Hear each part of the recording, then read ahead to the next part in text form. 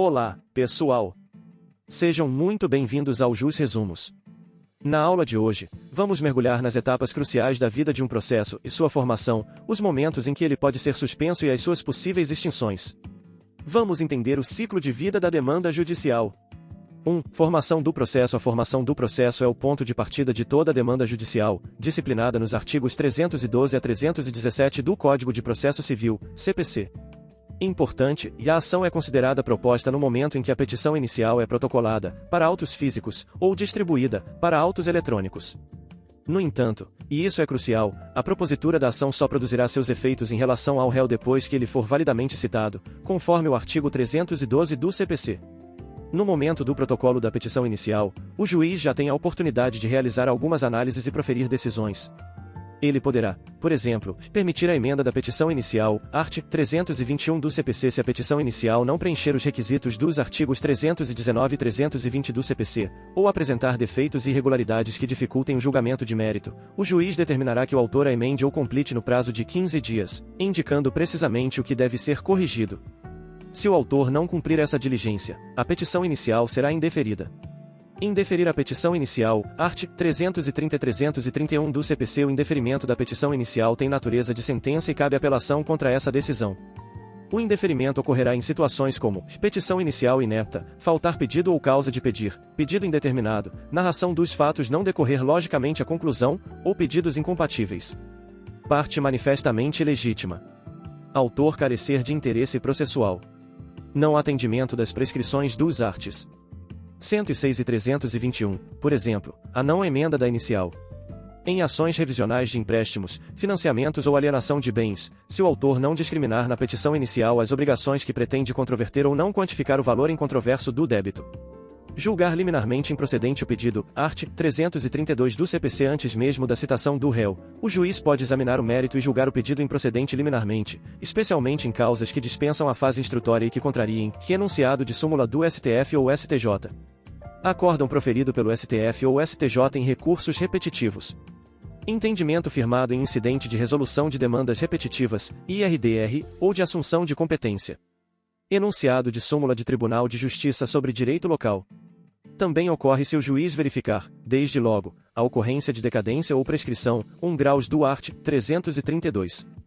Contra essa decisão, cabe apelação, e o juiz pode se retratar em 5 dias.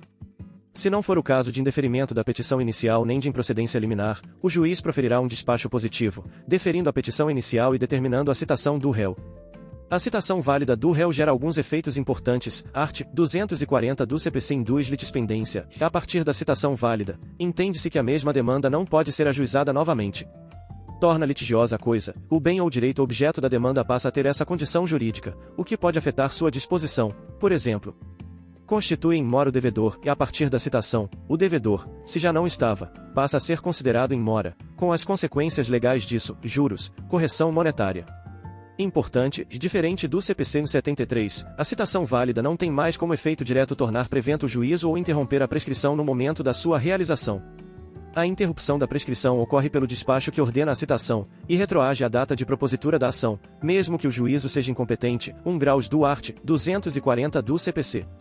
A prevenção do juízo, como vimos na aula anterior, ocorre pelo registro ou distribuição da petição inicial, art. 59 do CPC. Em regra, a citação do réu é indispensável para a validade do processo. No entanto, o artigo 239 do CPC traz ressalvas para as hipóteses de indeferimento da petição inicial ou de improcedência liminar do pedido, onde o processo pode ser validamente proposto e encerrado sem a necessidade de citação. 2. Suspensão do processo. A suspensão do processo é uma interrupção temporária de sua marcha, sem a extinção, aguardando que uma condição ou evento se resolva para que ele possa retomar seu curso. As causas de suspensão estão previstas principalmente no artigo 313 do CPC e morte ou perda da capacidade processual e de qualquer das partes, de seu representante legal ou de seu procurador. Em caso de morte da parte, o processo, em regra, não é extinto, pois pode haver habilitação dos sucessores ou do espólio, art. 689 do CPC. Se falecido o réu, o autor é intimado para citar o espólio, sucessores ou herdeiros em 2 a 6 meses. Se falecido o autor e o direito for transmissível, o espólio ou sucessores são intimados para manifestar interesse e promover a habilitação, sob pena de extinção do processo sem resolução de mérito.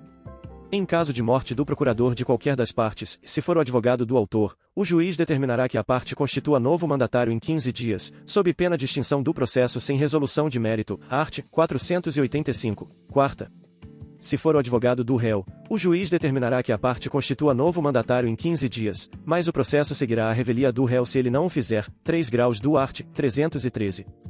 Segunda, convenção das partes. Se as partes podem acordar a suspensão do processo por um prazo máximo de 6 meses, sem necessidade de justificar os motivos ao juiz. Terceira, arguição de impedimento ou de suspeição, não apenas do juiz, mas também de membros do Ministério Público, auxiliares da Justiça e demais sujeitos imparciais do processo, conforme o artigo 148 do CPC. Essa arguição deve ser feita na primeira oportunidade em que a parte puder falar nos autos. Quarta, admissão de incidente de resolução de demandas repetitivas, IRDR. O processo será suspenso para aguardar a decisão final do IRDR. V. Sentença de mérito depender e do julgamento de outra causa ou da declaração de existência e inexistência de relação jurídica que constitua o objeto principal de outro processo pendente, questão prejudicial externa. Tiver de ser proferida somente após a verificação de determinado fato ou a produção de certa prova, requisitada a outro juízo. Nestes casos do inciso V, o prazo de suspensão não poderá exceder 1 ano, 4 graus do art. 313. Sexta, força maior, eventos imprevisíveis e inevitáveis que impossibilitem o andamento do processo. Sétima, questão decorrente de acidentes e fatos da navegação, de competência do Tribunal Marítimo. Oitava, demais casos que o Código regula. Nona e X, maternidade e paternidade do advogado, incluídos pela Lei nº 13.363/2016, prevêem a suspensão do processo por 30 dias para a advogada que for a única patrona da causa, contado a partir do parto ou concessão da adoção, 6 graus. 8 dias para advogado que for o único patrono da causa e se tornar pai, contado a partir do parto ou concessão da adoção, 7 graus. Efeitos da suspensão. Durante a suspensão, é vedado praticar qualquer ato processual. Contudo, o juiz poderá determinar a realização de atos urgentes a fim de evitar dano irreparável, salvo no caso de arguição de impedimento e de suspeição, onde a urgência não autoriza a prática de atos pelo juiz suspeito ou impedido, art. 314 do CPC. Um caso específico de suspensão é quando o conhecimento do mérito depender da verificação da existência de fato delituoso. O juiz pode suspender o processo até que a Justiça Criminal se pronuncie, art. 315 do CPC. Se a ação penal não for proposta em 3 meses, a suspensão cessa e o juiz civil examina incidentemente a questão. Se a ação penal for proposta, o processo ficará suspenso por, no máximo, 1 ano. 3. Extinção do processo. O texto fornecido não detalha a extinção do processo, mas para complementar o ciclo, farei uma breve adição com base no conhecimento jurídico geral para manter a aula coesa. A extinção do processo marca o seu encerramento. Ela pode ocorrer com ou sem resolução de mérito. Extinção sem resolução de mérito, art. 485 do CPC, ocorre quando há ausência de um pressuposto processual ou de uma condição da ação, impedindo que o juiz julgue o pedido principal. Exemplos: indeferimento da petição inicial. Abandono da causa por mais de 30 dias. Ausência de pressupostos de constituição e de desenvolvimento válido e regular do processo. Verificação da perempção, litispendência ou coisa julgada. Convenção de arbitragem. Verificação de ilegitimidade de parte ou ausência de interesse processual. Reconhecimento da existência de acordo entre as partes. Extinção com resolução de mérito, art. 487 do CPC, significa que o juiz analisou o pedido principal da ação e proferiu uma decisão definitiva sobre ele. Exemplos: acolhimento ou rejeição do pedido. Decisão, de ofício ou a requerimento, sobre a ocorrência de decadência ou prescrição, como vimos na formação do processo. Homologação de reconhecimento da procedência do pedido, transação ou renúncia à pretensão. Com isso, concluímos nossa aula sobre a formação, suspensão e extinção do processo. Entender esses momentos é fundamental para acompanhar o andamento de qualquer demanda judicial. Espero que o conteúdo tenha sido claro e útil para seus estudos. Fiquem ligados para as próximas aulas do Jus Resumos. Até!